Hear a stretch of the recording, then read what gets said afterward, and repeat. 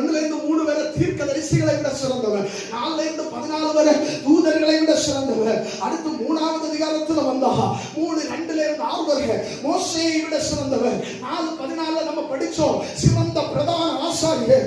7 11 படிச்சோம் ஆரோனை படிக்கிறோம், ஆரோனை விட சிறந்தவர். 7 17 சொன்னாரு மல்கிசேதேக்கை விட சிறந்தவர். 8 6 சொன்னாரு மேன்மையான வாக்குத்தத்தங்களை தருகிறவர். 9 23 சொல்லப்பட்டிருக்கிறது சிறந்த பலியை நமக்காக செலுத்தினவர். 12 2 சொல்லப்பட்டிருக்கிறது நம்முடைய விசுவாசத்தை துவங்குகிறவர் முடிக்கிறவர் ஆகிய கர்த்தர். 13வது அதிகாரம் 20வது வசனத்துல பெரிய மேய்ப்பர் யாரு? நம்ம இயேசு கிறிஸ்து.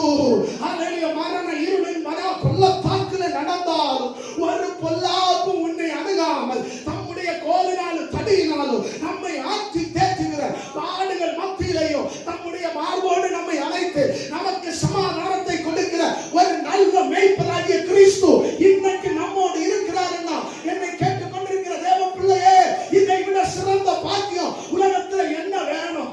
கிறிஸ்துவை பற்றி சொன்னா வேதாகமம் முழுக்க முழுக்க நிறைய காரியங்களை சொல்ல முடியும்.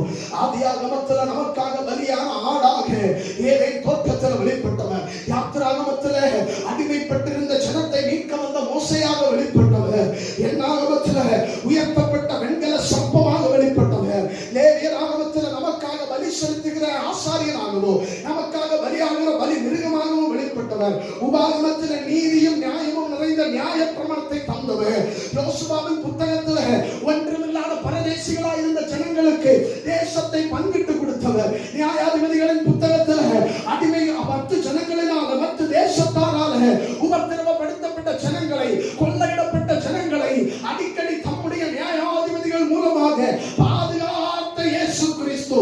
ரூத்தின் புத்தகத்துல வந்தா கைவிடப்பட்ட கைப்பெண்ணாகிய ரூத்தை காப்பாற்றும்படிக்கு வெளிப்பட்டு வந்த சர்வ வல்லமையுள்ள போவஸாக வந்தவர். சாமுவேலின் புத்தகத்துல பார்த்தா ராஜாவாக அபிஷேகம் பண்ணப்பட்டவர். ராஜாக்களின் புத்தகத்துல பார்த்தா ஞானிகளுக்கு ஞானியாகவும் சர்வ வல்லமை உள்ளவர்களுக்கு மேலே சர்வ வல்லமை உள்ளவர்களாகவும் சகல ராஜாக்களும் தாவீதுடைய உலக பிரகாரமாய் அழிந்து போன போதும் யூத ராஜ சிங்கமாய் வெளிப்பட போகிறேன் என்கிற நம்பிக்கையை உண்டு பண்ணுகிறேன். நம்பிக்கையின் நாயகன் அவர்.